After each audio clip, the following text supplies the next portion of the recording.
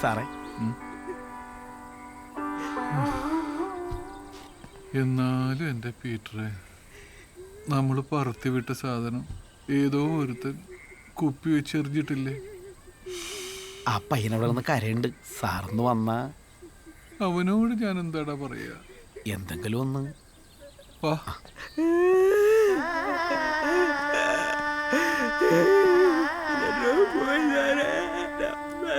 തല്ലിക്കൊല്ലും. എന്റെ പോലെ പോലെ ആയിരുന്നു സാറേ. മോനെ കരയല്ലേ, നമുക്കത് കണ്ടുപിടിക്കാം. സാറിനെ കണ്ടറിയാം. സാറിന് ഒരു ഉണ്ടയും കണ്ടുപിടിക്കാൻ അറിയില്ല. അവര് മനസ്സിലായി.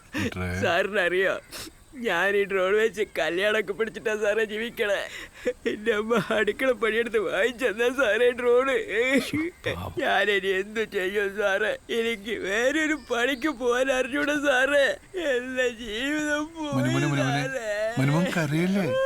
മനുമോന്റെ ഡ്രോൺ ഈ ഷിബു സാറ് കണ്ടുപിടിച്ചിരിക്കും. Trust me. പത്തനാപുര രാജാവിന്റെ ക്രൗൺ അടിച്ചു മാറ്റിയവനെ കണ്ടുപിടിച്ചെങ്കിൽ നിന്റെ ഡ്രോൺ എറിഞ്ഞു വീഴ്ത്തിയവനെ ഈ ഷിബു സാർ കണ്ടുപിടിച്ചിരിക്കും. നടന്ന മോൻ ധൈര്യമായിട്ട് വണ്ടി കയറും.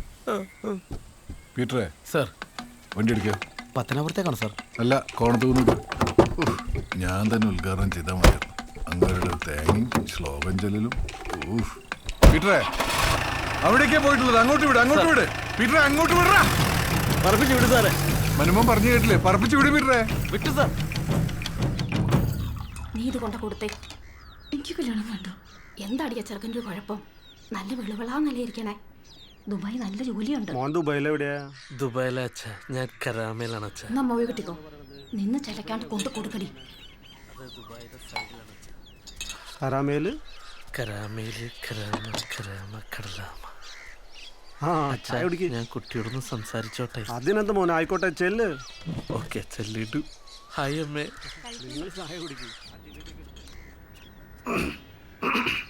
Hi, hello. കുട്ടിക്ക് ദുബായ് ഇഷ്ടമാണോ? അല്ല. കുട്ടിക്ക് ദുബായ് ഇഷ്ടമാണ്, എന്നെ ഇഷ്ടമാണെന്ന് കുട്ടിയുടെ കണ്ണ് കണ്ട് എനിക്കറിയാലോ, അല്ലേ? ചേട്ടാ, ഇത് പൊട്ടു. തപാശക്കരുത്, ഒറ്റ അടി വെച്ച് തന്നിട്ടല്ലോ. എനിക്കിഷ്ടായി. ഞാനെല്ലാവരും പറയാൻ പോവാ, നമ്മുടെ കല്യാണം വന്ന്. അതെ, ഐ ലവ് യു.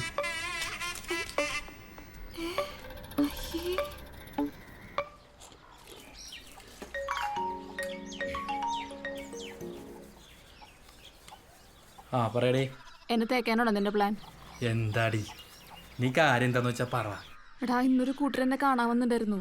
എന്നിട്ട് നമുക്ക് എവിടെയെങ്കിലും പോയി ജീവിക്കാമല്ലോ. എനിക്ക് എത്രയും പെട്ടെന്ന് എന്നെ കാണണം. നീ എൻ്റെ അവസ്ഥ ഒന്ന് മനസ്സിലാക്ക്.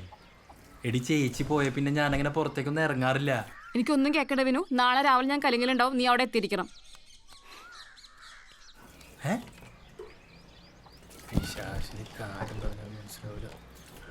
ഇത്തിരിയും കൂടി തുണി മാറ്റിയേ കാണാറുള്ളൂ മൊബൈൽ.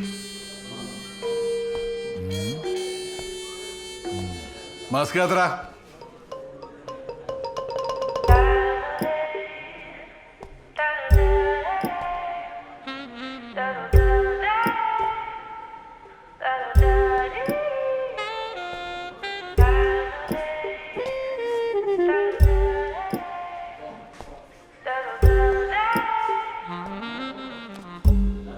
ഇവന്റെ ഉണ്ട കണ്ണ് കണ്ടാൽ അറിയാം. നീയല്ലേ ഡ്രോൺ എറിഞ്ഞു വീഴ്ത്തിയ?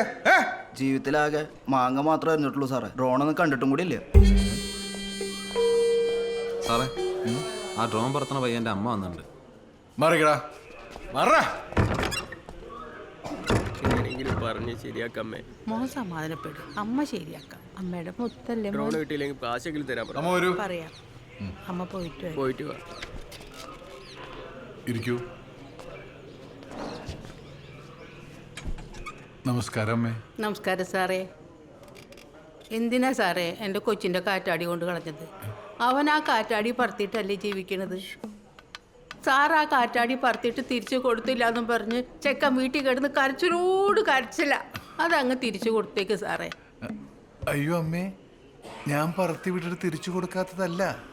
പറത്തി വിട്ട സാധനം ഒരു സാമൂഹ്യ വിരുദ്ധൻ എറിഞ്ഞിട്ട് കൊണ്ടുപോയി. മനസ്സിലായില്ല സാറേ. അതായത് അമ്മ, നമ്മൾ കൊറോണയെ ഉന്മൂലനം ചെയ്ത് ലോകത്തെ നവീകരിക്കാനും അതുവഴി സാമൂഹ്യ അകലം പാലിക്കാൻ വേണ്ടിയിട്ടാണല്ലോ ഡ്രോൺ പറത്തിവിട്ടത്. ആ പറത്തിവിട്ട ഡ്രോൺ ഏതോ ഒരു സാമൂഹ്യ ദ്രോഹി കുപ്പിവെച്ചെറിഞ്ഞിട്ടു.